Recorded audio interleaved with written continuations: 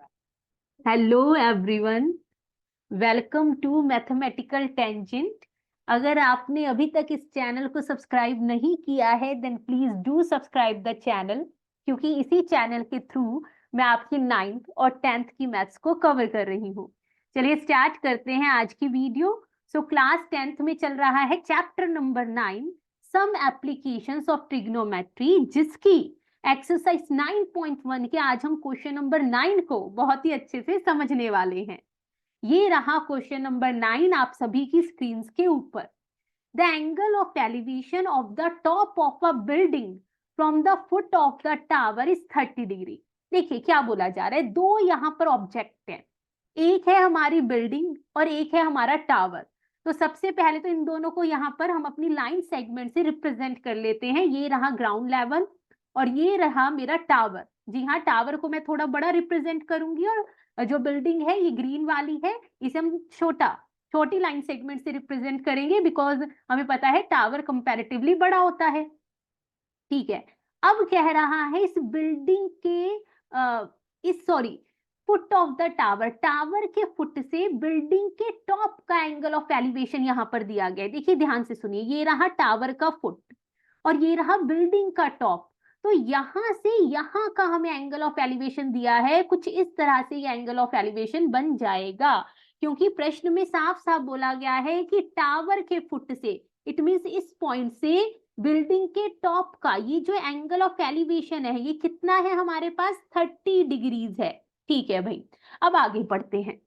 And the angle of elevation of the top of the tower from the foot of the building is 60 degree. ध्यान से समझिए, अब बोला जा रहा है कि टावर के टॉप का बिल्डिंग के फुट से एंगल ऑफ एलिवेशन 60 डिग्रीज है। ये रहा टावर का टॉप, ये रहा बिल्डिंग का फुट, और हमें बिल्डिंग के फुट से टावर के टॉप का ये जो एंगल ऑफ एलिवेशन है ना यहाँ पर, हाँ जी ये वाला, ये हमें क्वेश्चन में 60 डिग्रीज दिया गया है। जी हाँ, दिस एंगल इज 60 डिग्रीज।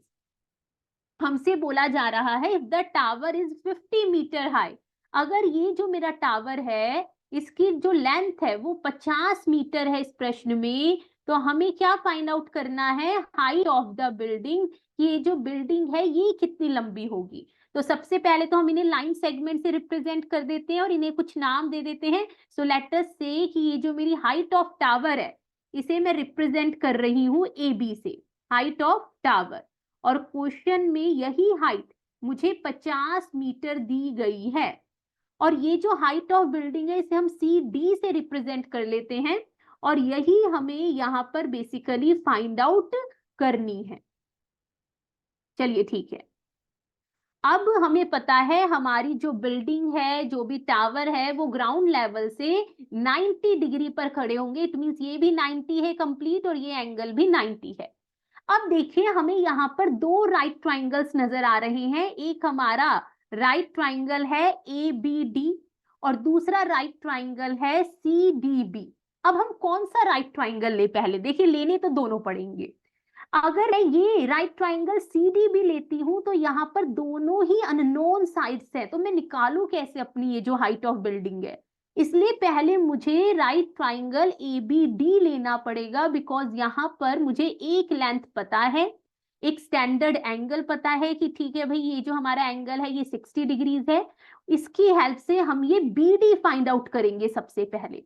तो आ जाइए, in right triangle A B D, अब यहां पर 60 डिग्रीज के लिए ये जो सामने वाली साइड है वो परपेंडिकुलर है और ये जो साथ में जुड़ी साइड बी डी है वो बेस है, और परपेंडिकुलर और बेस में जो ट्रिग्नोमेट्रिक रेशियो रिलेशन बनाता है वही है हमारा tan थीटा। तो यहां पर हम यूज करेंगे tan डी, डी पर हमारा एंगल है तो हम डी पॉइंट ले लेंगे यहां पर। तो tan D perpendicular upon base. अब वैल्यूज पुट कीजिए, यहाँ पर डी एंगल जो है वो 60 डिग्रीज है, परपेंडिकुलर ए बी, और बेस हमें फिलहाल नहीं पता, यही हम फाइंड आउट करेंगे यहाँ पर। tan 60 डिग्री की वैल्यू √3, ए बी 50 दिया हुआ है क्वेश्चन में, अपॉन बी डी। सो यहाँ से बी डी की वैल्यू आ जाएगी 50/√3। हमें आंसर को मोस्ट सिंप्लीफाइड फॉर्म में छोड़ना होता है, इसलिए हम यहाँ पर रेशनलाइज कर देंगे, √3 से ऊपर नीचे multiply, so BD is equal to 50√3/3। ठीक है भाई, अब आ जाइए इसके साथ वाले राइट ट्राइंगल में। अब हम आ जाते हैं इन right triangle CDB।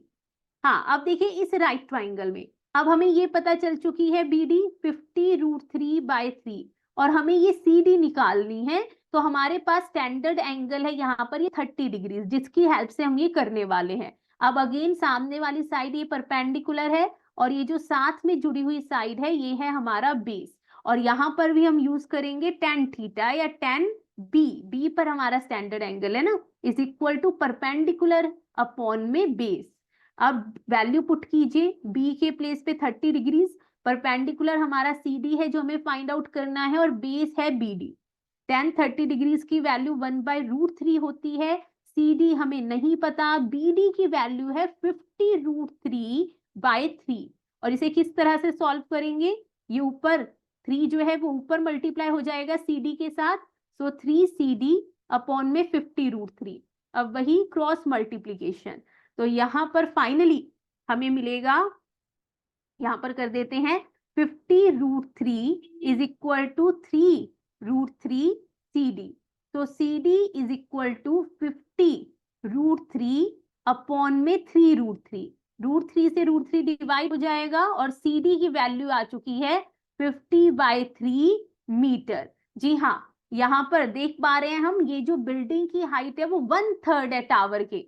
Tower 50 metre ऊंचा है तो बिल्डिंग जो है वो उसका 1/3 होगी, 50/3 मीटर होगी। ठीक है भाई, और आप ऐसे भी पहचान सकते हैं, जो बड़ा एंगल बना रहा है वो जरूर लंबा होगा और जो कम एंगल बना रहा है उसकी हाइट छोटी होगी।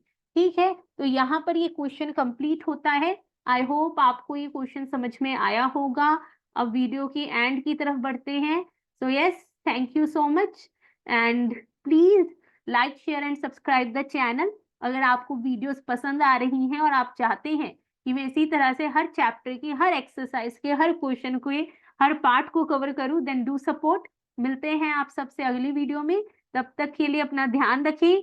Bye bye.